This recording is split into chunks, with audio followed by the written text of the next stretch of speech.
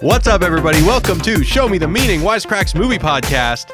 Show me the meaning! My name is Jared. I'm joined here with the Show Me the Meaning crew. I'm joined here by the Show Me the Meaning crew. We got Austin.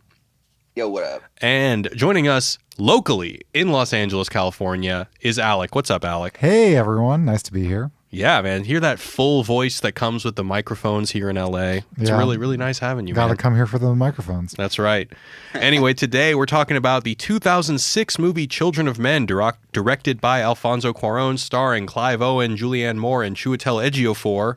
As always, let's go around and get some first impressions. What was it like watching this movie the first time you saw it? And what was it like revisiting it for this podcast? Let's start with Austin. I actually only saw this film entirely for the first time previously. Well, I guess it would have been last year. And it was like when Roma was out and getting all the love. Mm-hmm. So I wanted to see other Cuarón films. I'd seen clips before. You know, I'd seen a lot of video essays on the cinematography. You know, everyone talks about the shot, the rotating shot in the car, the single long take. And so I'd known a little bit about the film just because there's some philosophical, like heavy philosophical themes that people like to explore. But I'd only recently watched it, so I've seen it twice now in the matter, or in 6 months or something like that. And here's the thing: like, it's a good film. It's maybe even a great film, but I feel like the amount of love it gets puts it on a pedestal that is really hard to live up to. You know. And Sure. That's a bummer for me, because I think in a vacuum, this film might be, and I know people use this term quite loosely, but it might be a masterpiece. But I was told it was a masterpiece for so long, and that when I watch it now, I'm like, it's really good. It's really good, but there's something about it. Maybe it's just Charlie Hunnam that I can't stand in this film. Expectations are a bitch, man. Yeah, and so it's tough. It's tough. But again, like I said, in a vacuum, which I can't even perceive the film in that space, but I can speculate, it might be a fantastic masterpiece, landmark piece of cinema. But with that said, I still think the philosophical themes are really rich. I think it's extremely inventive. I think the camera work is fantastic. Shout out to Chivo as well for that. So I think there's a lot to talk about with this film, which is always, for me, exciting. Absolutely. All right. Alec, what about you, man? I saw this film a long, long time ago, and I think I knew it was... In theaters or not? No, I think probably not, but I knew it was like a movie that was like smart and intelligent. I don't think I really liked it. I didn't dislike it, but I was just like, whatever. But rewatching, I had very low expectations, and I fucking loved it. Yeah. I think there was so much stuff that I didn't pick up at the time. Maybe I was in high school or college or something like that. I think now, working for Wisecrack, I've since learned a lot about cinematography and like what a long tracking shot is and stuff like that, and being like, oh, holy shit, this is like fucking awesome. So yeah, I think it's definitely one of the best movies. I mean, I was just on an airplane. I watched Glass and Austin Powers. So also, I think like the juxtaposition, I was like, oh, right. Yeah, this is what a good movie is. Hey, Austin Powers is awesome. I fell asleep in the middle of it. I also didn't really sleep that night, so who knows? But I don't know, man. But yeah, A++. Very cool. First of all, I want to apologize. I'm kind of getting over a cold, so if I sound gross, I apologize. I'm gonna clear my throat as much as I can. Also, editor, take out when I'm clearing my throat. Fuck you. So I saw this movie in theaters in 2006, and I think maybe I was just in my hipster era because I didn't really like it that much. And I have not seen it since until yesterday. And yesterday I was totally blown away, and I felt like all those criticisms I had against it, that the long shots are pure novelty and they don't really function the story or the aesthetic in any way except just braggadociously creating something that's really hard to pull off. I completely rescind that opinion. I think that the movie functions on an incredible level. I think the movie has some of the best production design of any movie ever. You know, there's movies that have great production design, but the movie's horrible, like Gangs of New York, which I can still watch because the production design is so good. But this movie has the full package. Production design elevates it to a whole nother level, but the the primary narrative also works in incredible ways. I definitely felt like, it was a great experience because I went in expecting not much and I was blown away. And I'm really, really happy to be able to bring this movie into the list of movies that Jared loves. So I had a really great viewing experience. And I also remember that people do worship this film. And as I've been consuming people saying that over the years, I've just kind of constantly been rolling my eyes, but I'm really, really happy to be able to join the crowd and say, fuck yeah, this movie is awesome. So now that Jared's no longer a hipster and it's like, I can like things other people like. Yeah, you know what it was? I think people, maybe before I saw the movie in theaters, people were just like, oh, the long shots, man, so hard to pull off. And I'm just like, yeah, but is it a good story? And so I went in kind of just focusing on that. And it's worth noting, it's not that this isn't still impressive, but like the car shot where however many minutes long it is multiple shots, but even to get it to sync to make it look like it was one long shot, to me, that's very, very impressive. I don't really know much about filmmaking, but that seems impressive to me. For sure. All right, so let's go into a recap. It's the year 2027. Humankind has been unable to reproduce for over 18 years, and the world has been torn apart by resource scarcity, refugee crises, and terrorism. After experiencing a horrific bombing, our protagonist Theo visits his rebellious mentor Jasper, who jokes about a covert organization called the Human Project that is trying to find the cure for human infertility. Theo is kidnapped by a revolutionary group led by his ex-wife, known as the Fish, who pay him to get transfer papers for a girl named Key. Only able to obtain dual transit papers, Theo must accompany Key across the border. After a failed hijacking gets Julian killed, Theo discovers why Key is so special. She's pregnant. When Theo discovers that Julian was killed by her fellow Fish and that they're trying to use Key's baby for political ends and instigate a revolution, Theo takes it upon himself to escort her to the Human Project. Theo takes Key to Jasper's place to hide out, but they are quickly found and Jasper sacrifices himself so Key and Theo can escape. Through one of Jasper's connections, Theo and Key are ushered through a refugee camp where Key goes into labor and gives birth to a baby girl. When the Fish attempt to liberate the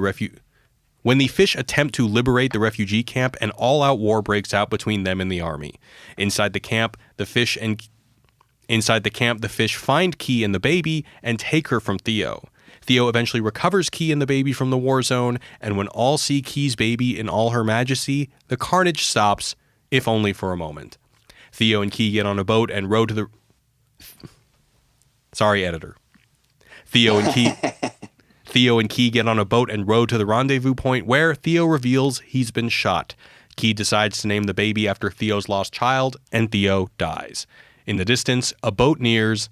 End of movie. So there's a lot of great stuff written about this movie. I had a really awesome time going through some of the scholarly texts that people had written. I'm going to be drawing from 2 articles here. I'm actually curious if they're the same articles that perhaps you've read, Austin. One of them is called Ethics, Aesthetics, and the Future in Alfonso Cuarón's Children of Men by Samuel Amago, which came out in Discourse magazine or Discourse Journal in spring of 2010. The other one is called Liquid Cinematography and the Representation of Viral Threats in Alfonso Cuarón's Children of Men by Julia Echeverria Domingo. And I think the first thing I want to just touch on is the way that the movie, I think in a pretty overt way, parallels the 2006 political climate.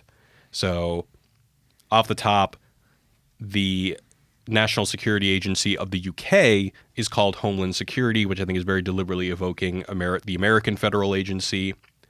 Which was created...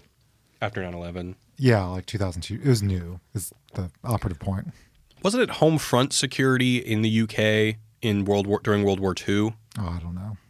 So the media suggests that the UK has been able to avoid being torn apart only through its xenophobic militarism, which I'm sure if we remember back to 2006 in the post 9/11 world, there was increased skepticism towards immigrants and stuff like that. Clearly critiquing neoconservative politics that arose post 9/11. The treatment of immigrants is evocative of the Abu Ghraib prison scandal of 2003. And all of this goes to a quote from Cuarón, I think that really nails hits the nail on the head is what I'm trying to say. That's the phrase. Yes, that is the phrase. So Cuarón mentions that the movie is the anti-Blade Runner, and he's speaking specifically about the production design, and this is what he says. He says, "The problem was when I started working with the art department, they would send me these amazing designs of futuristic cars and high-tech buildings and gadgets. And I was excited to see all that stuff, but then I said, okay guys, thank you, but that's not the film. The film I'm going to do is this, and I'd bring my own file of photographs I'd been putting together through all the years I'd been developing the project. There were photographs from Palestine, Iraq, Northern Ireland, Sri Lanka, the Balkans, Chernobyl. I said, no, this is the movie we're making. The constant mantra was, we're not creating, we're referencing here. Everything has to have a reference to the state of our times." That's awesome. I really like, I know sometimes it's referred to as like 15 minutes into the future, or I've even heard it in pitch meetings when I was working on stuff that was like 5 minutes into the future types of films, right? Where it isn't Blade Runner, super far, high tech, crazy dystopian or utopian technologies, but it's just kind of like, no, this is our world, but there's just a little bit of some technological advancements. Like there's that game that kid is playing with when he's like controlling it with that little weird glove finger thing. And obviously the billboards seem to be, some of them are futuristic. I mean, but generally speaking, the technology is pretty current. The landscape is pretty contemporary. The world feels like our world, just modified a tad. I always like that aesthetic vibe. What's interesting is, like, if you look at Black Mirror, or a lot of sci-fi is like this, thematically, it's 15 minutes in the future, where the episode Nosedive of Black Mirror, where everyone's rated. It's really obviously commenting on social media and how we're rated in that way.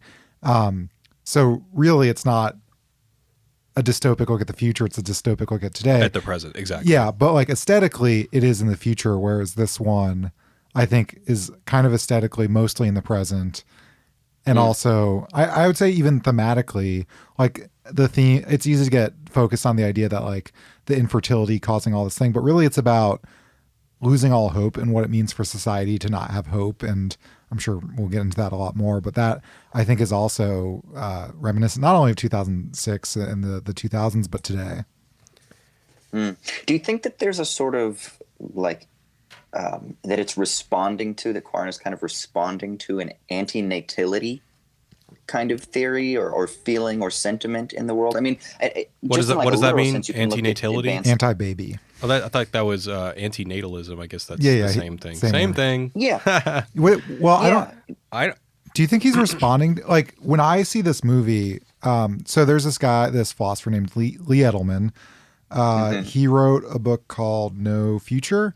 Anyway, he's an anti-natalist, but like in a very sort of theoretical way, where he's like, our obsession with the future as embodied by like the figure of the child leads to like everything terrible in the world. So, and that very much happens in this movie, but like realistically speaking, everyone who's ever done something terrible, whether they're Nazis or whoever, is like, you know, doing it for their children. And he sort of deconstructs that and says, it's this figure of the child who's like pure and innocent that we must defend at all costs. It's horrible. What we see in this movie is like the fishes are, like for the same reason there is this literal figure of the child, the figure that they have, and they want to appropriate it from their own political means and do a lot of shitty things in the process, including killing their friend and trying to, you know, kill other innocent people. It's not really clear if the government wants to like hijack the baby, but I'm sure we can imagine it'd be like equally cynical. So really the movie is about like transporting this outside of like the ideological interest of the baby towards like the mother, you know? I definitely think there's something to there. Excuse me. Definitely think there's something there. I always kind of thought as the infertility thing as being a bit of a MacGuffin, in that it's really just what would happen if humanity had no future, or if we resigned all hope. What elements of today would be exacerbated, and how that can function as a little bit of a funhouse mirror for how shitty things are today. Well, yeah. Well, it's taking the lack of hope today and then sort of exaggerating it. Right. Like literalizing it to the fact where there is no hope because humanity will die out as soon as the oldest person or the youngest person dies of natural causes. What I think is weird though, if you're like, do you think if a similar thing happened today, would it be really super apocalyptic, or would it be like kind of cool? Why? What are you talking about? Kind of cool. Because like nobody's like dying of plague necessarily. And as you pointed when we were talking about this earlier, the youngest person's like 18. So like the real problems are as people age, you have no workforce, right? And nobody to take care of the older people, like baby boomers, because there's so many of them, are going to have the same problem. But the youngest person's 18, so there's still new people entering the workforce. So like society more or less can function like it has. You don't need to fund schools anymore. You know, you can go to bars and not be bothered by children. I'm just saying, like, if you told me that there's no more babies, I mean, I might be a little bit sad, but I'd be like, all right. Yeah, I mean, it is definitely different than, hey, a tsunami is going to come and wipe us out in 5 days. Or yeah, like or the flu is going to, like, I guess there is reference to a flu. But it's only like prolonged. I mean, all acts of posterity would be completely discounted. Nobody would be working towards a family. No one would be working towards like a greater memory or anything. Because even if you were to say, I want to be remembered for everything, or, you know, like, remember. Yeah. There's not going to be anyone to remember shit. Yeah, like, I think there would certainly... This is why I think the film is really interesting, because in the way that it presents the impending apocalypse, let's say, well, it depends on how you interpret the apocalypse. Let's say the impending end, right? The way that it presents that is very different than a disaster film. It's not like Alec just said, it's not like there's some sort of outbreak. It's not like there's some sort of meteor that's coming where humanity has to come together to save its survival or something like that. No, this is different. This is like a slow burn, like almost like entropy, like kind of like a world that we live in. We realize that there is going to be some sort of radical nihilistic extinction, to get all Ray Brassier on us, right? And to feel that end is something that kind of does transform how it is that we function, except it compresses that time scale to our lifetime. Like our lifetime now, this is it. This is all that matters. We're not building economies for the future. We're not trying to save the planet from global warming, because we were just going to fucking die off anyway, so don't worry about it, because the earth is going to rebalance or something like that. So we don't have any of those long-term worries. But at the same time, it's also not just like we've only got 2 weeks. Let's just all fuck each other and get drunk and do drugs because tomorrow we die. Right. So it is this interesting exploration of what happens when you are staring the impending fate in the face, but it isn't as compressed as like the typical disaster film, and it's not as prolonged as like billions of years of heat death staring us in the face. But do you think like... what it imagines is, okay, there's no hope for the future. I could definitely imagine like lots of depression, stuff like that, but would like all the governments of the world collapse? Well, I think there were a multitude of things. Because there's a flu referenced. There are, right. Get your flu vaccine, everyone. There are various diseases happening. I believe, or meant to believe, there was some sort of a climate catastrophe. So... I do think that there would be social unrest. What are you investing in, right? When those things emerge, what is the voter base going to invest in? What are they going to care about? What are they going to how are they going to respond? Are they even going to go to vote because they're like, fuck it, who cares? Like, what is your responsibility as? How does popular sovereignty function if all of your long-term responsibilities are just completely negated? And I think the film kind of has a very pessimistic take on how humans would respond. It's kind of that they would go crazy and they wouldn't invest anymore in their nation states, and that governments would somehow then have to respond to this chaos. I don't know that it would work out the way. I kind of think that Alec might be right, that it might be kind of cool, like that everyone might be like, fuck, you know what? Well, we've got one generation. We might as well just make this as rad as we can. We don't have to worry about like that long-term stuff. And we have enough resources now to ride out the next 70 years. So we might as well just make this fucking the raddest next 70 years ever. Also, animals are still fine.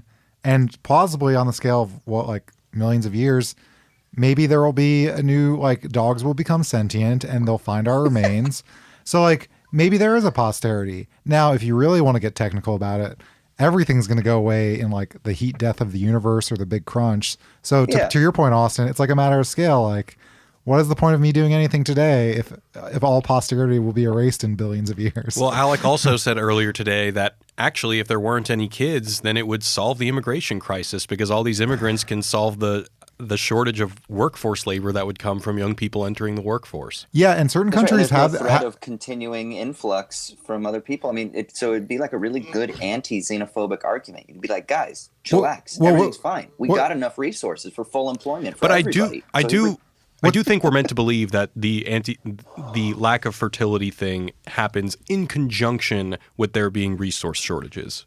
Right. Yeah. I mean, we're kind of being tongue-in-cheek, yes. I think. We need to take the film at face value. So if we take the film at face value and we assume the chaos that's going on, that does change things. Because we're kind of like speculating on how it might be different based on some themes that are presented. But if we take the film on face value, yeah, you're absolutely right. This world in particular is not designed to sustain the stuff that we're talking about because of a variety of factors. If Cuarón is just trying to present a landscape that is going to give humanity a reason to be shitty, here's how we will be shitty. Yeah. And Domingo has a really great itemization of the references that he's making. So she says, inside the camp there are Islamic references. There's an Arab march and wall paintings with the word intifada. So that also coincides with veiled allusions to the 1789 revolution. There's a waving French flag in the movie.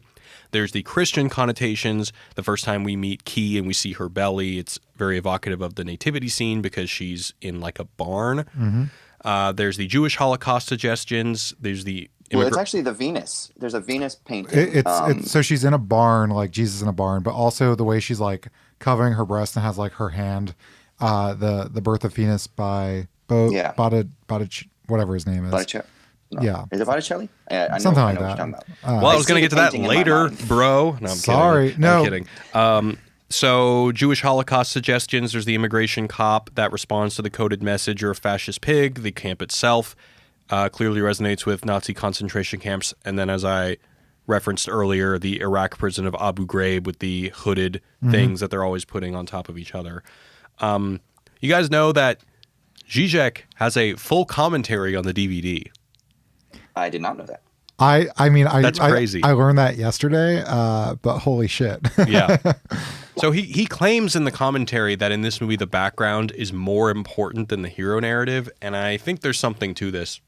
Well, Nerdwriter said the same thing in a video essay. Is Nerdwriter just plagiarizing Zizek? Yeah, I wonder. I'm not going to throw any other YouTubers under the bus. Oh, no. I just watched the FYI, shout out. Nerdwriter has a great video that I just watched on really this. Good. I might reference it a couple times, but yeah, I also noticed, well, his argument is the same one that Imago makes in Discourse. In we'll get to that. I mean, yeah.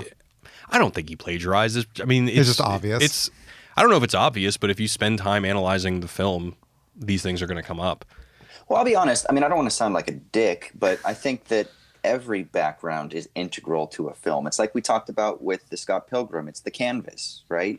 You can't ignore those things. Like, even if there's nothing in the background, that's extremely important and valuable to understand. Yeah, but it definitely is more significant here in that there are just more details to be gleaned about this world that you can take that information and get a fuller picture of the logic of the narrative. I love the things that go on in the background in this movie. I mean, first of all, just things like the government giving out antidepressants and suicide pills called Quietus, which is branded as "you decide when." Mm-hmm. There's newspapers in the blacked out interrogation room windows that show that test tube babies experiments have failed. There's advertisements for prostitutions. There's all of those ads repeatedly throughout the movie that says "report all illegal immigrants." There's religious cults that incorporate the end of human fertility into a religious framework. This goes more to what I was talking about last week when we talked about Avengers Endgame, and how I was talking about how the dystopia that's depicted in that movie is a little bit bare bones in its logic. It's just that, okay, there's rubble and people are sad. And at the time, I brought up Akira as like the greatest post-apocalyptic movie because it doesn't even use exposition necessarily to explain what the new social condition is like. But it's the same here, is they don't actually explain it other than you hear various... You're sad. I'm sorry? They don't... Oh, sorry, Akira, no, wrong. No, well, in this movie, they don't explain to you that people are sad, but they explain it through things happening in the background. Like there are advertisements for antidepressants that the government gives you. You know, that says a lot more than necessarily having a scene where somebody explains it. And I was just saying in the Avengers, and granted, the Avengers is a Disney movie that, probably doesn't require this level of detail and world building because it is not trying to make any kind of political statement like Akira or this movie. But I just would have preferred to see a more realistic depiction of how people would react to an apocalyptic event like either infertility or someone killing half the population. The world would be so fucked. Yeah. Like, it wouldn't just be so like, fucked. Yeah. It wouldn't be like, oh man, I go to group therapy now because I'm scarred. It would be like governments. It would be like Children of Men, like governments collapse, like rise of like terrorism, and then when the population doubled all of a sudden, then you'd be double fucked because it's how are we going to feed all these people? Yeah, we could talk. And just imagine all the people who moved on and are like fucking other people and whatnot. And then oh my god, how many husbands or wives are going to come home to their spouse fucking a new child could have been born? How many people come back expecting that everything's going to be normal, but their loved one is dead? Oh yeah, so many people. Oh. This isn't an Endgame podcast. This is the real. We already did Dystopia. Endgame. Sorry, we're done. One other detail that I really like in Children of Men is that the son of the main character's cousin, the art dealer guy, he never says anything, but he's constantly popping pills, and he's like distracted by this game that he's playing with his, and he seems just completely alienated to the world around him. I mean, it's like when we talk about how younger generations today are so glued to screens and have very little social skills. This is like that on crack, especially with a kid who is very much a part of the upper class and probably has a very sheltered existence. I mean, he lives in like a high rise where you have to get through 2 government checkpoints to even get there. But it's little details like that I think are just, that really create a very fully realized vision of a world that you can just study and pick apart and learn so much about where we're headed.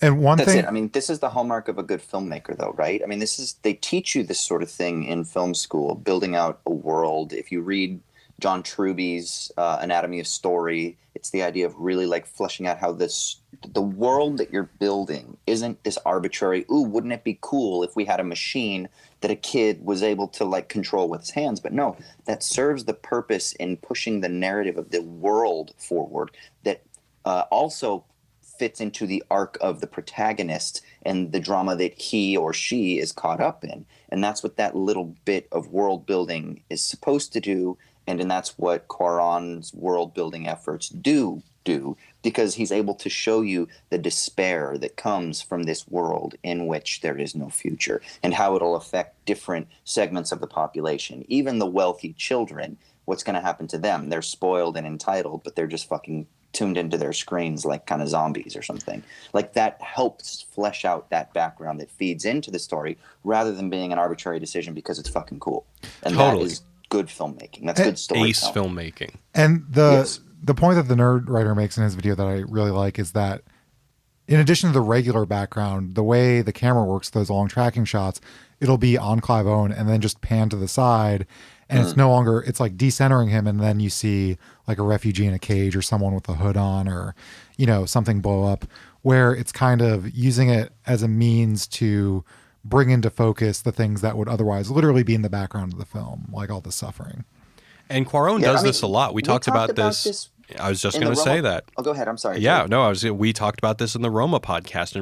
In Roma, he uses deep focus to call attention to the greater social context of what's happening. It is interesting how in this movie, he has this free floating camera that tends to linger on the background characters or background events or background elements rather than following Clive Owen the whole time. Whereas in Roma, he does it by just having the background, showing a lot of depth and having the entire depth in focus. And then in Y tu mamá también, sorry, I'm a gringo, something similar happens, but it's not done as visually. It's that we hear voiceover that periodically tells narratives of people that only briefly interact with our horny protagonists, and our horny protagonists are basically children of elitists. And so we see also how we're focusing on either privileged individuals such as the upper class family in Roma, or even, I wouldn't say that Clive Owen's character is privileged, but he's certainly not a refugee. He's not He's like being put in a probably cage. like a middle or upper class bureaucrat. He has a cousin who's like a hot shot. Yeah, Right. like he's fine. Right. And they're just using various cinematic techniques to bring greater awareness to the things that are being pushed into the background. I think God, Cuarón is so good. So Yeah. good. I got to go back and watch Prisoner of Azkaban. Hey, that's a good that's fucking movie right. too. I mean, I had to watch them all because I have a partner who very much likes Harry Potter. Harry Potter's tight, man. I know. All right, so let's talk about the references to art. I think this is what you were talking about that the Nerd Writer video is primarily about. Well, it's about the focus thing, and it does bring up the art thing. And this is not from the Nerd Writer, although I guess there's an overlap of what I'm about to say with what he says. Well, first of all, just to like set it up, there is there's the birth of Venus, which is when she's like in the barn, sort of like covering herself. That is just like a very famous painting. But it's his cousin, right? Yeah, Theo's cousin, he mentions La Pieta. Yeah, so they're in it's called like the Arc of Art or something like that. It is preserving art. So first if anyone's seen our Banksy video, there's Kissing Coppers, which is a Banksy graffiti, and like yeah. they have the cutout wall. It's in the background. And then there is the statue. Is that David? It is the David. Yeah, but more importantly, when they're eating, there's just this giant Picasso's Guernica. And there's a few other things. Oh, and so when he's standing in front of the David, he's saying like, "Oh, couldn't have saved La Pieta," which is a painting of, I think, Mary holding her dead son Jesus. But what's interesting is it often gets okay. So my overall point is that I think it's making a point that like, so in this sort of like xenophobic context, there's a sense of like preserving British identity, preserving British civilization and stuff like that. And of course, whenever anybody brings something up this way in like Western civilization, it's usually like art, like look at Guernica, like this is a testament to the amazingness of European culture.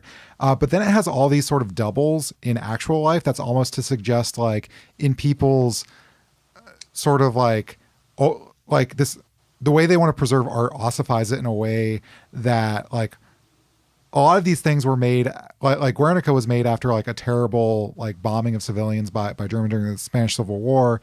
And it's like this shit is happening around us, which is like the source of art. So it's almost like art or the source of art exists today, but you're so busy like holding yourself up in this fucking like arc mansion thing that you're totally blind to it. So the examples are La Pieta. There's also a famous photograph called the Kosovo Pieta, which is, I think, during one of the civil wars in the Balkans, I think a Kosovo woman is holding her dead son who was shot by the Serbians or something like that.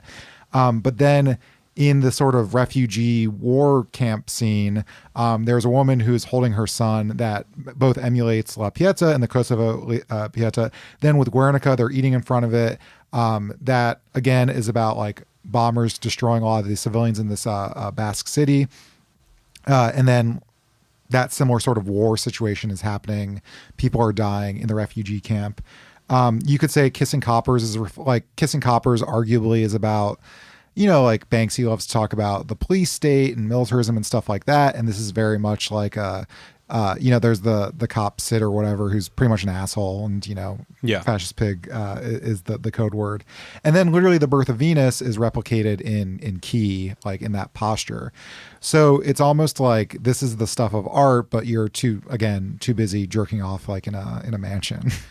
Yeah, so this is essential to both Zizek and Imago, who I've been quoting throughout this podcast, their theses.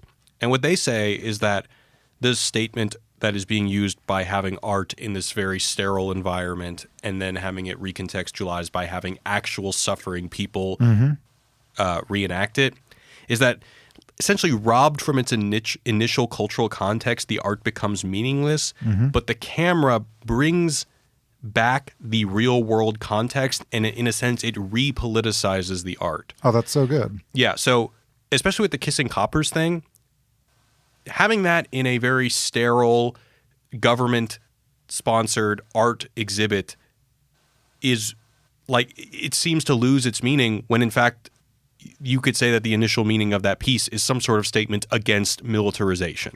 And yet it's being held in a art museum that requires 3 checkpoints to get through. Yeah, and also I was reading, I was just briefly reading about this, but the Birth of Venus, I guess it was a big deal that he painted this because it was during the time where it was like not cool to not paint Christian things. So essentially, this person painted a bunch of stuff from like quote unquote pagan mythology. And obviously religion's a big theme here where there's lots of different kinds of religion. You know, they use like the sort of Virgin Mary as like an archetype there, but you know, we see. But they underplay it. They trivialize it, which I think is very... Do they? Yeah, there's that part where Key says, I'm a virgin, not just fucking with you. Right, but it's still very, like, people have compared still the story to, like, Mary and Joseph, like, shepherding, you know, Jesus. I don't really know enough about the Bible to say this, but people have in earnest, like, yeah, she jokes about it, but it's also kind of about, you know, like, the birth of this miracle that will save humanity and like the adults who come around to like protect it. Or yeah, I think it's pretty heavy-handed when I watch it. I mean, maybe I'm just sensitive to those themes, but he clearly seems to be like a Joseph type, and she's clearly a Virgin Mary type, even though she's not a virgin. Who cares? Mary probably wasn't a virgin either. Sorry, Catholics. God cares, Austin. So, how dare you? But it is, you know, the birth of the son. They're born in kind of this grimy environment, like he was born in a manger. It is the baby that will save the world. You know, that's a messianic type of figure. It's very heavy-handed to me that this child and that this mother are the center of the story. That they need to be brought out of this environment that is clearly threatening to them, just like the reason that Mary and Joseph had to flee because they were running from their threat to have that their baby was going to be killed. I mean, kind of the opposite. Maybe we don't know what the threat is going to be, but we do know that that the likelihood that this child is going to be delivered to safe arms in the hands of the government is not high. So it just seems that there are a lot of similar, analogous. But yes, but I think in context of like the Birth of Venus, the context of which that art, in the way that I don't remember too many examples, but Jaspers, he says, God, it's at the end of T.S. Eliot's Wasteland. It's like a phrase. I think it's Hindu or Vedic or something like that. Shintith or whatever it is. Yeah. So what I'm saying is like or something. Like, whereas the Birth of Venus, that guy was like, I'm gonna paint some weird, not weird, but like I'm gonna like fucking paint pagan shit that the church is going to be mad at. It like injects the sort of non-Christian stuff into a very kind of Christian narrative. So this is to your earlier point about kind of taking the sterilized version of it and like recontextualizing it. Mm-hmm. Yeah. So let's talk about the long takes. So there is the 6-minute shot. Say what? I said it's fake news. Well, not all of them. Why do people get so excited about a long take? Well, just because filmmakers like don't do it as often, and so it's kind of viewed as like this really special thing. Like I used to wank off about that shit too. I mean, look, like a lot of old Hollywood epic cinema was about, you know, Lawrence of Arabia, all those David Lean movies. It was all about the majesty of cinema was the fact that we could organize to where we can have a shot where there's a little war going on in the fucking background and you have to have 1,000 extras to pull it off, and that's how we bring worlds to life. That doesn't happen anymore because it's too expensive to get 2,000 extras or whatever. So I think the long take is kind of that new, here's how cinema flexes how majestic and amazing it can be. And I think in this movie in particular, it really does aid the point of the movie. So, if the movie is trying to suggest that the dystopia is now, the long, realistic takes only further solidify our immersion into a world that is a perverse rendition of the now. And so, not only that, but man, during that car segment, I was like on the edge of my seat, man. Like I couldn't breathe for a while. Like especially when Clive Owen like kicks the door and gets the guy off the bike, and Chiwetel Ejiofor kills the 2 cops. He's like, "Get back in the fucking car!" I was like on the edge of my seat. So I think it really works, first of all, and like I said, it's extremely impressive. And I'm one of those people who very much defends Tom Cruise for scaling a whole building and almost killing himself to do stunts in a Mission Impossible. So I do think that realism and that kind of labor and that effort to make something more fluid, more realistic, really does pay off. I mean, I do believe that. Well, and the other sort of word or phrase that I've seen used is like documentary style, where it's almost like the camera or the cameraman is in the style of like an actual war documentary. So like, Yeah, blood on the lens. yeah, and so I was also reading the source of this is Wikipedia, so please correct me if I'm wrong. Is that the editor or someone that was not supposed to happen, and they had to be like, no, you need to leave this in. Like that's the whole point. So they convinced Cuarón to leave that in. But yeah, just like the way the camera's like constantly like looking behind it, it's almost like a cameraman would act in like an actual war situation. And for a movie that came out during the time of the Iraq War, like that's very important. Mm-hmm. The average shot length of this movie is 15 seconds, which is very high for a movie. Oh, I did not. Wow. Yeah, so let me just go through some of the long takes. There's the 6-minute shot during the uprising in the refugee camp. There's the 1-minute long intro shot of him getting coffee, and then he exits the coffee shop and he witnesses the bombing. And then there's the one in the car, which is actually 3 shots matched digitally, but still impressive and extremely effective. And once again, I think that it aids the overall message of the movie, and it makes it really, really captivating to watch. So to me, this is a total win on all sides. Well, I was watching it with Jacob, and I didn't read anything about the movie beforehand, and when I saw it, I didn't know any of this.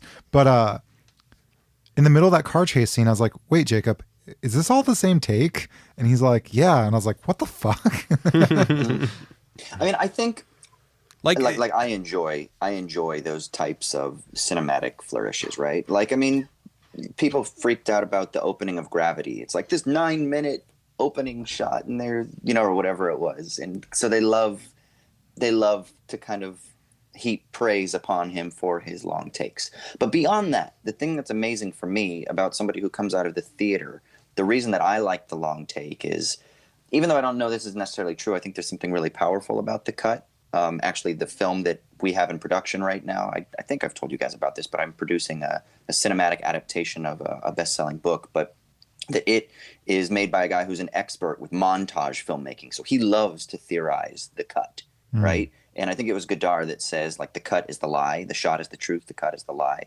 And there's something interesting about that. He doesn't mean that as a judgment necessarily. He means that there's something unique going on when you cut a frame. And what is that's going on? You cut away from something that you have built up in the person's mind, expectations and themes and characters and emotions and other elements, and then you've cut away from that, and now your imagination is still lingering in that, but now you're looking at a different shot. Just think of a simple shot, reverse shot. Now you're still remembering what was going on in that other shot, but now you're sort of like layering that onto this next shot. The thing that's really lovely about not using cuts is that you get the sort of flowering of performance or the flowering of background without being as forced. But I think there's a little bit of a mistake, because I think some people think that, this is more truthful. Like this is a normative statement, like some sort of value judgment. But it's not, because you're still fabricated, being told where to look. The frame is still like lasering your focus in particular areas, like when you get taken off of Clive Owen and turned to the background. But the thing that I do appreciate about that, without going into like all these value judgments about it's a lie or it's truthful or whatever, is that in theater, you get to see people perform without interruption, right? And that's what you get in a long take. You get to see performances, and I love the performance art. And Cuarón seems to be someone that actors would really be drawn to, because it allows that to come to life a little bit more. You get to see the emotion and the drama build over a longer period of time, rather than relying on cutting around so that you can just get the performance that you want, which is sometimes a cheap ploy that directors use because they don't have the skills to get the performance from the actors, or they don't have the creativity to maneuver the camera to get everything that they want to convey. So they have to kind of cut around it, which is kind of a lazy way of filmmaking. So there's actually something really powerful about what it takes to, do the blocking. And I don't know if they do rehearsals or if it's just improv. I don't know what his process is, but there's something really important about that. They had to have rehearsed. I mean, there's probably like hundreds of thousands of dollars burning a second. I mean, have I? Well, but sometimes it's just rehearsing blocking. And yeah.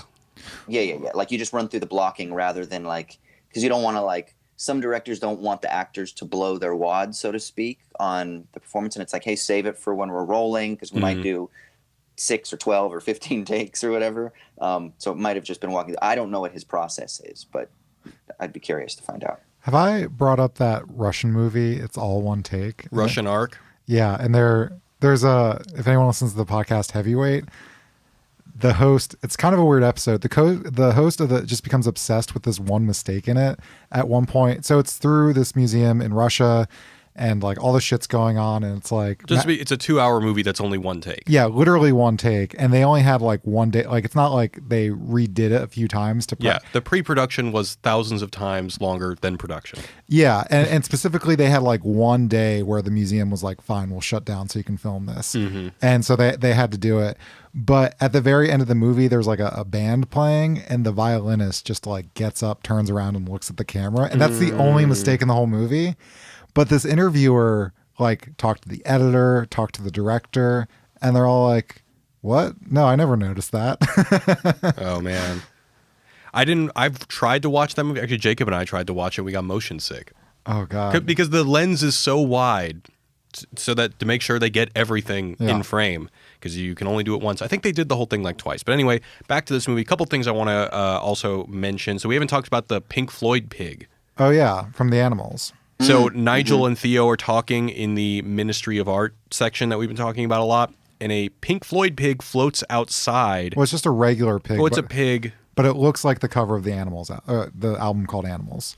Right, which is also loosely based on Animal Farm.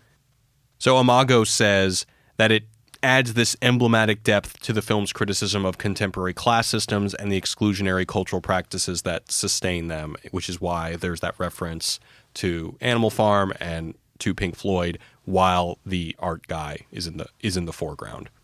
Well, I also think you could say that, you know, Animal Farm is about how the Russian Revolution betrayed itself. Like the pigs start to look like the evil people at the end. And same thing with like the fishes. They have like this noble goal of like, you know, helping people. And at the end, they're trying to like kill people to kidnap a baby. Well, not only that, but the art itself inside the ministry is betraying its own mission.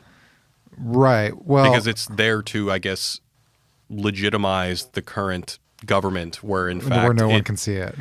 Where no one can see it, but also the art represents everything that is against what that government represents. Right. You have an anti-war painting by like a fascist that is being housed by a fascist government. Exactly. It was Guernica. Exactly. Yeah, exactly. So also there's similar significance to music. So Domingo points out that the 1969 song King Crimson's plays when we enter the Ministry of Arts. Each line of the lyrics perfectly matches the surrounding setting. The central line in the Court of the Crimson King, the Red King of the song being a metaphor for the devil, is accompanied by the climactic image, which is the power station, the seat of the Ministry of Arts with the floating pig above it. So the song announces that Theo is essentially about to enter the court of the devil, which is interesting. And then there's one other that I don't really know a lot about the Beatles, but when Michael Caine is euthanizing his wife, the Goodbye Ruby Tuesday by the Beatles plays. That's not the Beatles. I'm sorry, who is it? I don't know, but it's bothering me. Austin, do you know? Who? What? Goodbye, Ruby Tuesday. That's not the Beatles? No. Fuck me. Can someone Google this? You're saying it is the Beatles? I'm Googling it right now. I think it is the Beatles, dude. Who else would it be? Fucking anyone else? Is it just that you want it to be anybody else because you hate the Beatles? Rolling Stones? It's the Rolling Stones. Fuck me. Is there a cover of Goodbye Ruby Tuesday too in there? No. I think it might be a There's cover. gotta be. So sorry. Goodbye Ruby Tuesday by the Rolling Stones is in there. What is that song about? I don't know. Oh. I didn't have time to look it up. This soundtrack is actually great. I didn't notice it, but when I was reading about it, there's a song, the band called the Libertines. I really like one of their albums, but it's Arbeit macht frei, which is that's the name of the song, but also the words "works makes you free" outside of Auschwitz. That really loud song that Michael Caine plays till I forget why is a Aphex Twin song, which is awesome. At one point, Radiohead plays. I think it's "Living in a Glass House," and God, there was another one. But yeah, the soundtrack was fucking awesome. And then that's like juxtaposed with all this like very churchy music. Yeah, if anyone can attribute any significance to either Goodbye Ruby Tuesday or any of those other tunes, send us an email at movies@wisecrack.co or give us a voicemail at 213-534-8807. Two more things I want to get into before we go into the mailbag. Of course, if you guys want to bring anything up as well. So Alec mentioned earlier the influence of T.S. Eliot's The Wasteland, and Imago in his I've quoted him a bunch of times. I really recommend you guys try to check out his article. But he says, the basic premise of Children of Men, which rests on the dreary contradiction of being alive during the last days of human existence, is indeed a recurring theme in Eliot's poem. The Wasteland describes a world inhabited by the lackluster living who exist in a kind of half-life. So then he quotes the poem, I was neither living nor dead. He who was living is now dead. We who were living are now dying with a little patience. So... that's like a millennial rallying cry right there. That's like practically that Burger King commercial. Oh God. Hashtag feel your way. If you guys don't know what I'm talking about, Google it, but not if you're having a bad day.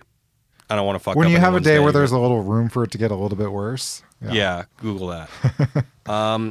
I wanted to also conclude with Imago's thesis for the piece. He says that the key to understanding Children of Men lies in its purposeful connection between aesthetics and ethics. The art of arc sequence I mentioned earlier, which we've been talking a lot about, can be interpreted metonymically as a manifesto in which Cuarón alternately indicts the global political status quo while envisioning a brave new future for the film medium. And I've been thinking a lot about that quote, and although I think he's definitely right for this film, I really hope that, and Alec and I have talked about this before, but this idea of equating aesthetics with ethics is something that I am really very, very against, and hope that it's not something that's universally adopted. Although it even kind of is in our current situation, but, Meh, whatever. All right. Anything else you guys want to bring up? No, I think this movie's dope. It's dope. All right. Dope. We're going to go into the mailbag. If you guys want to send us a comment, question, concern, whatever you want, 213-534-8807 or 21-ELFGUT07. We got a lot of great ones. I think, Alec was definitely here for They Live. We got another They Live voicemail from Alex. Go, Alex. Hi, my name is Alec. I was just listening to your guys' podcast where you were talking about They Live as well as The Matrix, and you talked about how the red pill hurts, the real red pill hurts, and about how the glasses also hurt. And it just really struck me whenever you also brought up how in The Matrix that whenever you were talking, I can't remember the exact quote, but you had said that a small amount of philosophy will turn you into a non-believer and a large amount will turn you back. It reminded me of whenever I took my big red pill, I was wanting to become a minister for a long time, and then I started reading into books that turned me towards atheism, and then after then I was dreading myself because I took that red pill and realized God was dead, and then realized later on that God was dead, but the Bible still had things that I enjoyed in it about storytelling and the way that humans should grow. And then I looked at other books and other religious texts, and I grew from that. So then that brought me to the thought process, and I'm wondering if you guys agree with this. That you talked about how the glasses hurt, and then there's always joy at the end, and you always bring up the red jelly bean as opposed to the red pill. Do you think that maybe the pills hurt at first, but then the relief later on comes on? As in, the pill sucks, but then whenever you come down off of it, it brings you joy. Just wondering what you think about that. Thank you. I think I disagreed with you a little bit because I think I think it depends on the situation. A lot of times I think the red pill tastes so good, right? I think sometimes you have to be aligned. Now, obviously, and I want to sort of hear it because I think Austin has a similar situation. When your whole life is built off of something like being a part of a faith or becoming a minister, I think then it can hurt and then start to feel good. But yeah, I mean, I don't really know that many, but I've certainly read about it. But ex-Mormons have a community, and I'm sure it's very painful for them to leave. Oh yeah. But then they probably find a community, and then it starts to feel pretty good. I have a weird note about the turning away and then coming back to it. I feel like that's outside of faith or anything like that. It's almost weird hipster logic in my head where, like, I've talked about this before with Fight Club. I saw Fight Club as like a teenager and fucking loved it, and then I was like, went to college, was like, Fight Club sucks, fuck this movie, everyone likes this. And now as I get older, I'm like, yeah, Fight Club's cool. Like, you sort of like come back. I don't know, it's almost like a Hegelian kind of thing. But Austin, what do you think? Depends, because you can have a radical red-pilled experience that is just purely joyous, like the one that I had when I converted to Christianity. It wasn't a painful thing. It was, wow, I'm finally seeing the world in a way that makes sense to me. That gave me something to give me a platform. Like, I think this is one of the things that you see, you know, where a lot of, let's say, ethno-nationalists or economic nationalists are using the red pill. Because for them, it's kind of like, no, I'm actually seeing the world now clearly for the first time in their mind, right? It isn't necessarily a fall from a comfortable position. It's, wow, I'm given a comfortable position, even if that comfortable position is one that is covering over the real traumas, that is a sort of like imaginary fabrication. Right. So it can be that. And that's what happens sometimes when you convert into a religion. Now, when you convert out of a religion, that can still be considered a, quote, red pill experience because it's still illumination. It's still waking you up into a different world. It's just coming at it from a different perspective. Instead of gaining something, you're perceived to be losing something. And then that's where you can find out that, well, maybe even though I did lose something, then in the long run, I did actually gain something even greater. Right. And that's the experience that the caller is talking about that I do understand. And so I think that there's an ambivalence in how we understand what we mean by the red pill. You know, I mean, this isn't anything new either. This goes back to Plato's allegory of the cave. The experience of getting out of the cave and going into the sunlight and seeing the sun isn't like, oh, cool, I see now. No, it's the first time in your life that you've had sunlight hit your eyeballs. It's going to fucking hurt, you know? But and it's like when you're in a crowded movie theater and then you go outside and you're like, I can't fucking see anything, you know? Or when you've been playing Red Dead for 8 that on hours. steroids. Sure. Imagine never having seen light. Actually, it's painful. Sekiro these days. And then not only that, it's also still painful when you realize, damn, now I got to go back and I see my loved ones who are lost and they're kind of still tied against their against the wall in their chains. Yeah. So that isn't enjoyable either. But then at the same time, if you start to feel nourished and fed by this connection with the one or with the forms or whatever it is that you feel that you're being nourished by, then it can start to be enjoyable. So this is something that I think goes to the heart of what it means to kind of be torn between the infinite that we sense and the finitude that we are eminently perceptive of. Let me defend my excuse me. Let me defend my red pill as jelly bean thing because I think there's a difference. And the difference is that a lot of time red pilling happens very privately these days. A lot of times people are still in their communities and families, but because so many people spend one-on-one time with their computer on the internet, people have this awakening of perspective that doesn't necessarily translate into their everyday life. People just become, you know, I mean, the negative stereotype is like angry internet edgelords, where they've now found a community in the internet that doesn't require that they spout this publicly and excommunicate their family. So this would be more like if in the allegory of the cave, he never actually left the cave, but someone showed him a picture of the sun and he was able to keep that to himself. Gave him like a periscope to kind of like... Exactly. And I would argue in that case, since he's not actually looking at the sun and he's not actually feeling the hard heat rays, it would actually probably feel good rather than it actually hurting him. I don't know. Like, I think for people who start to like question their faith, and to be honest, even like, you know, people who are maybe like on the internet being like, oh, maybe like I'm not straight, maybe I like the same sex or something. It's like, then you just feel like you're hiding something. Well, that particular example is very hard. It's harder to keep private than, oh, I believe that, you know, women should do this or whatever. Well, no, but like if you're like in a Mormon community or like Orthodox Jewish or anything, and, you know, you're surrounded by all these like very faith abiding people and you in the back of your head are like, oh, actually, like, I don't know. Like, you know, I think it becomes harder to do all the rituals and like... Yeah, because those rituals and who you decide to have a relationship with is a relatively public-facing thing. But if you're being red-pilled in the literal sense of like men's rights activists or whatever... You're doing that privately. Yeah. If you're saying like, oh, yeah, I actually do believe that there's like a hegemonic, whatever, academic establishment that purports or that proposes certain ideas and inhibits others, that's not something that really has a public-facing right element until Thanksgiving. Until Thanksgiving, if you can keep your shit together. The other thing I'll say to what Alex said, and like Zizek, I will repeat the same joke many times, but what he's what he's referring to in terms of how he went from religiosity to atheism back to religiosity, this is my what I call the Weekend at Bernie's issue, which is that, you know, Weekend at Bernie's, if you guys haven't seen it, it's a very funny comedy from the 80s, and the premise is that these guys go to an awesome party that their boss is throwing on the beach, the most beautiful women and everything, and it's an amazing party, but then Bernie dies, and they have to make a decision that if we tell everyone that Bernie is dead, then there's going to be chaos, the cops are going to come, and the party's going to end. But if we just puppeteer him and pretend that he's alive, the party can keep going. And I think basically Bernie is God in this metaphor, and that, like, if we tell everybody that he's dead, yeah, there's going to be a lot of despair, there's going to be a lot of aimlessness, but if we just pretend that he's alive, then people can still find value in these narratives. So Alex is the guy wheeling around Bernie in the office chair. You keep wheeling around Bernie, Alex.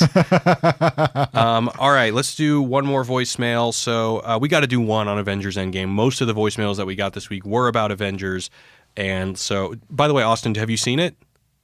Yes, I have. Oh, okay, cool. So this is from Gabe. Go, Gabe. Hey, Wisecrack. This is Gabe from Michigan. I was wondering if you guys could dive a little bit into the time travel mechanics more from Endgame, because it's not super obvious to me why it is that Loki getting freed doesn't have an effect on the present MCU, but Cap going back in time and not coming back does. And if you could get a little bit into that, I would much appreciate it. Well, for the answer to that question, awesome you got to go to Disney Plus. Okay, so if I remember correctly, Loki gets the Tesseract and disappears. And so the question is, well, then why do they need to go back in time to the 70s to get the Tesseract? Because in theory, Loki's already taken it away. I mean, maybe... No, the 70s is before when Loki had it. No, I know. But because Loki gets the Tesseract, then Iron Man has to go to the 70s where the Tesseract was before that. Yeah, exactly. So perhaps his question is, and why doesn't that create... I guess the one thing we're supposed to assume is that, okay, well, Loki already stole the Tesseract at the end of Thor Ragnarok. So in the same way that Thanos got it back from him at the beginning of Infinity War, something similar would just happen. No, this didn't make a lot of sense to me either. The only thing I could think of is, like, when Iron Man is going back and returning all the Infinity Stones to the right place. You mean Captain America? Yes. He maybe fixed that somehow. I don't, but yeah, it honestly doesn't make sense. And to be honest, in my head, I was like, oh, is this going to be a weird spinoff? Well, does it have something to do with when the Doctor Strange lady explains that, you know, once you take one of these things, it creates a separate timeline? I mean, we could assume that, yes, when Loki did that, it created a separate timeline, but we're just supposed to assume that that's one of the timelines that Captain America went back and fixed and then decided to just get old. Maybe. Or again, maybe it's a Disney Plus show. It's a way for them to justify doing something completely outside of, like, the new kind of storyline they're doing. All right. Since we answered that one quickly, we're going to do one more from Trey. Go, Trey. Hey, Wisecrack. My name is Trey Soto. I'm from Southern California. I'm a huge comic book nerd, and I just listened to a podcast on Endgame. Great stuff. I absolutely enjoyed it. Regarding Natasha's sacrifice, I honestly found it... Was it what I wanted? No, not at all. But honestly, I found it rather interesting, considering in most films, it's usually like the male has to make a sacrifice for whatever reason. Whether it's his choice or not, but they usually make that choice. And I think for me to see a female do it was very new and very interesting. And did I want it to happen? Like I said, no. But honestly, I honestly like the fact that the female could make the sacrifice that nobody else could, especially when it's in a dire situation. And I wanted to see what you guys thought about that. I think that's something you rarely see, like the female making a sacrifice for the male. That's just my personal take on it. I don't know what you guys thought, but, you know, I don't know if I want to talk about it. But yeah, loved your stuff. Thanks, Trey. So my thoughts on this are, one, I think, well, if Lux was basically saying how it would have been more interesting if Hawkeye sacrificed himself because he realizes that, like, oh, the fact that I went to Japan and started killing all of these guys isn't okay, and so I should end up dying because, you know, I made a mistake, no matter how horrific the loss that I experienced was. As far as Natasha ending, one thing that I just don't understand is that isn't it that you have to sacrifice the thing you love most? And they love each other. But doesn't he love his wife? He loves his wife, and then Natasha's whole romance arc is with the Hulk. At least right? Really? Yeah. I haven't seen enough. Sorry, I have not brought the Wisecrack Marvel experts to this podcast. They can probably explain that more. As far as a female doing it, I don't know. Doesn't really strike me in any particular way, to be honest. But I've never honestly been that big of a fan of Scarlett Johansson's character in general. Sorry, Trey. I don't think I'm being very insightful to your answer. But I agree, though, about when I was watching it and I knew that it was about giving up the thing that you love the most, and then it was a battle between which one of them. I was confused. I was kind of like, wait a second. He's got his wife. I thought that's his kids. Wouldn't his kids be the thing he loves the most? I mean, that's clearly the thing that he's ultimately fighting for. So I was like, so how does that work? Like, how is he giving up? Is the meaning to losing somebody that's important to you, but that's not the thing that you love the most, right? What's left, maybe? Is it that they're just narcissists? That's why the Thanos one was so important, because he had to kill the daughter that he loved the most, not just any old daughter. Right. As if they're quantifiably exchangeable like that, but still, right? So it didn't quite make sense to me, and I don't know. That's all I have to say about that. All right, we're going to go into the mailbag. Send us an email at movies@wisecrack.co if you have any comments, questions, whatever you want. This one is from Steven. He says, cheers. Nope, that's from a different email. Sorry. He says, hey, Wisecrack crew. He says, I just read that Quentin Tarantino has recut The Hateful Eight as a 4-part Netflix miniseries. Does that undercut Tarantino's thesis in Inglourious Bastards on the power of cinema, or is Tarantino acknowledging that Netflix is the current form of cinema? He's recut films before for Death Proof and Kill Bill, but as a bit of a Luddite who shoots and releases on film, collects vinyl, and prefers VHS over Netflix, this seems like a bit of a strange move for him. I'm in the minority that thoroughly enjoyed The Hateful Eight, and I'm excited to see the new cut, but it still feels a bit wrong. Looking forward to hearing your thoughts from Steven. So what do you think, Austin? Yeah, I don't know. I saw this email and I thought it was interesting because Tarantino has been so resistant publicly to embrace the digital revolution, right? Mm-hmm. I wonder, but then at the same time, when that Netflix money comes flowing your way, it's hard to say no, right? Yeah, there's that. So I don't know. I don't know really what to think about it. I don't know if this somehow shifts whether or not his view about the transformative power of film, film per se, is now shifting to just the transformative power of story. Because he has said that when he stops making film, he's just going to start writing books.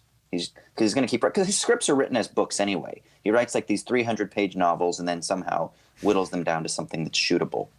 So I don't know. Maybe he's just kind of getting relatively comfortable with the idea that that there are different media that he can utilize to tell his stories, and even though he doesn't love the idea of digital, he would be like staunchly against shooting on digital still, but that hey, fuck, it's going to be streamed on a digital platform anyway. So even though Hateful Eight was still shot in film, it's okay if it's screened on a digital platform, which is different. I think the thing for him comes down again to the purity of shooting on film, developing film, the richness that comes from the filmmaking process and from the actual celluloid. And I don't think it's so much that he just cannot stand distribution via digital platforms, even though I think he has a little bit of resistance to that. So I think that's probably how we kind of explain that apparent contradiction. But I do think it's an interesting question to ask if he, for some reason, had written Inglourious Bastards today, would he have written it differently? Would he have less faith in the supremacy of cinema as, the big cultural motivator today? And I would argue that he probably does. And I'll also say that there's been some kind of weird bending of the knee to the digital giants from people who have been the most resistant protectors of cinema. So recently, when Apple was revealing its streaming service, none other than Steven Spielberg, who literally a week earlier was criticizing streaming services as eroding the effectiveness of cinema or eroding the theater experience. And here he is bending the knee to Tim Cook and promoting their service, I have a probably for a huge check, not unlike Tarantino. What were you going to say? I have a really weird and fucked up comparison, but this is like how colonialism worked. Where Oh, God. no. So like, you're Britain, you're invading like India or something, and the people who'd resist you the most are the ones that you're going to pay off by like making them governor of some district and like with a nice salary. So like for Netflix to come in and be like, oh, who are our biggest resistors? We're going to give them the most amount of money so they shut the fuck up. Yeah. Yeah. It was effective. Yeah, it's actually out now, that recut of The Hateful Eight, and it's 4 hours long, 4 one-hour episodes. I have not watched it yet. And, yeah, I mean, maybe Tarantino is just looking himself in the mirror and says, man, even I have to adapt.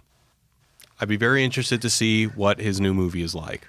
And maybe we'll Sergio revisit Leone once said, I believe in 3 things: the transformative power of cinema, Marxism, and dynamite. But now I only believe in one thing: Dynamite. Is that right? Yeah. Yeah. Okay. All right. I actually want to do one more email before we. This one is from Mark. Mark says, in the Endgame episode, the discussion of how audiences don't really want to be surprised and just want a nice, straightforward ending was brought up. Indeed, lately there have been some strong examples of subverting expectations not landing, but the solution to that should not be ceasing to subvert expectations, but learning from the dissatisfaction audiences have and understanding how to do it correctly. What Mass Effect 3 or The Last Jedi or Game of Thrones Season 8 Episode 3 teach us is that while the adage of the audience doesn't know what they want, it's the job of the creator to give it to them is true, it's also true that the audiences know what they do not want. An audience does not want substitution. Subverting expectations works if the thing being subverted has already happened, so we don't feel like we're missing out. Example, the Doc Ock fight cut short at the end of Spider-Verse, or Captain's elevator scene in Endgame, or is being replaced by something better, such as Hulk pummeling Loki in Avengers instead of an almost certainly less entertaining, memorable fight scene, or when it turns out Robert Patrick is the villain in T2 and Arnold is the good guy this time. So audiences want that, but they do not want something that was set up / alluded to, not delivered, and then substituted with something else. Because even if that something else works within the context of the world, it does not work emotionally. Now, I haven't won any BAFTAs yet or Critics' Choice Awards, but that seems to me how we audiences feel about it. Would like to hear your thoughts. Cheers from Slovenia. Slovenia. So how to Slavoy. Yes. I don't remember when we were talking about this. Maybe it was on a podcast, but I think one of the thing about Game of Thrones is or even like the event, you're essentially, people are pouring in dozens of hours investing into this thing. And then when you subvert an expectation, then they're like, what the fuck? Whereas the like liberating thing about film is like, you're spending 90 minutes, 2 hours, whatever. And if you subvert what you just learned in those 2 hours, it's like, oh, fine, whatever. So not that I disagree with you, but I think the serialization of everything makes everything hard to subvert, because then you're like subverting, for Game of Thrones, literally years and years and years of build up or sort of investment. I don't know. I think what he's mentioning is interesting, but I also am a very strong believer in tone, and that if you're a master of manipulating tone, you can get away with anything. Yeah. And a good example of, so I was recently rewatching one of my favorite shows, Vice Principals. Oh yeah. And I think Jody Hill is a master. He's so good. But the last 3 episodes of season 1 of Vice Principals escalate so sharply and in such an interesting way. And just watching the last 3 episodes of Game of Thrones, there's no escalation. And I think that, if you just do it cleverly. Now, granted, there's a lot less at stake with Vice Principals. No one was literally like basing their identities off it like they do Mass Effect, Last Jedi, and Game of Thrones. It's the first season too. Like Westworld also had a twist, but it's like, all right, I've spent like, yeah, I think you get away more with subverting expectations in a first season as well. Yeah. I Yeah, I'm not actually too keen on the Mass Effect 3 thing. I think that The Last Jedi, people would have been less pissed if the movie was just better, just cinematically. I mean, I think like probably. And as far as Game of Thrones, I'm also not an expert, but I think that, I'm sorry, what was his name? Mark is hitting on something that's interesting and very apt, but I wouldn't say that that is universal, because I still think that there is a possibility to end something while subverting expectations, but it's just very hard to pull off. Like, remember when we were too young, but like the show Dallas, one of the biggest sitcoms ever. Who Shot JR or something? Yeah, and it ended with everything just being a dream. Now fan culture wasn't as intense as it was That's back still a then. shitty ending. That's a super shitty ending, and people would have been so pissed. But I'm trying to think of an ending that really subverts expectations. I mean, once again, if Breaking Bad had ended at the end of season 4, I think that would have been a masterpiece ending. When you find out that, oh, Walter is that bad that he poisoned a child. Yeah. And that would subvert expectations while still giving a pretty solid ending. Anyway, you have anything to say about that, Austin? No, don't give a shit about Game of Thrones and stuff like that. All right, cool. No. I haven't seen it. So all of this expectation and disappointment that people are currently experiencing right now isn't something I'm dealing with because I am not invested in it. But yeah, but I just think it's funny. Like, that's all I'll say. I just think it's interesting to see how it is that people nowadays, even more than previously, not that people never had expectations for their creators, but now there's like an entitlement that when we get invested, that we have a right to be angry with whoever the content creator is, right? That like somehow the video or the film or the podcast or whatever didn't live up to the expectation. Like, in one sense, I get it.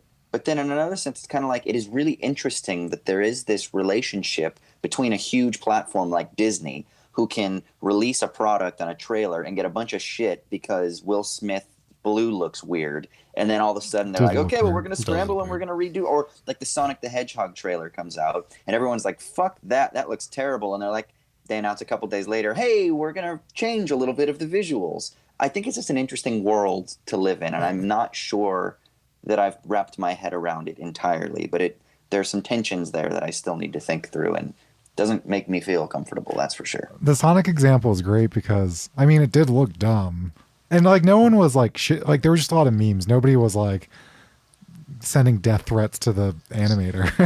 Yeah. Hey, you don't know, man. Not that I know. People are pretty intense. God, if anyone... Oh, I've got some weird internet stories to tell you about people that are obsessed with Sonic that have like torn up GameStops because Sonic's arms were blue.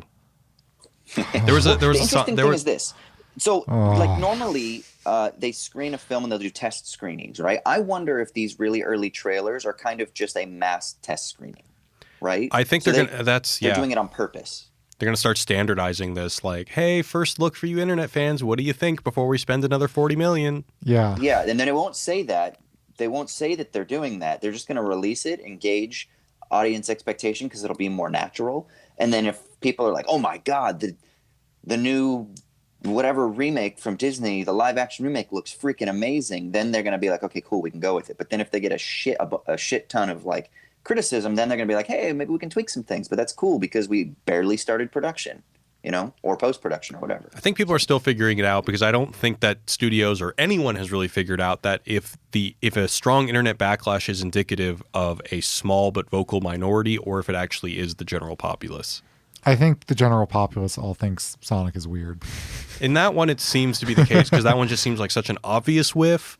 But yeah. Anyway, I'm going to go ahead and wrap it up. We got to get moving. Where can we find you guys on the internet? Austin. You can hit me up on Twitter, Austin_Hayden. You can hit me up on Insta, AUS_HAY. I do a philosophy podcast called Owls at Dawn with my homie Troy. So you can check that shit out. And then I also do another film podcast called I Dig This Movie with a director friend of mine from London. Find us on iTunes and websites and just Google us. And Alec. I am on Twitter at Wisecrack Alec. I also recently started a podcast called The Order of Things. You can find that on my Twitter by searching it. But I interview philosophers. I did one recently about like pessimism and antinatalism. That's kind of interesting if you're into this kind of Children of Men stuff. But yeah, check it out. Really good podcast, by the way. Oh, Good thank shit. you. I know you listen to it. Yeah, man. He's going to get off in like 9 and listen to it. All right, cool. See you guys later. Anything philosophy related is in my feed. Trust me. I just gobble that shit up. Nice. Cool. All right, peace, everybody. Later.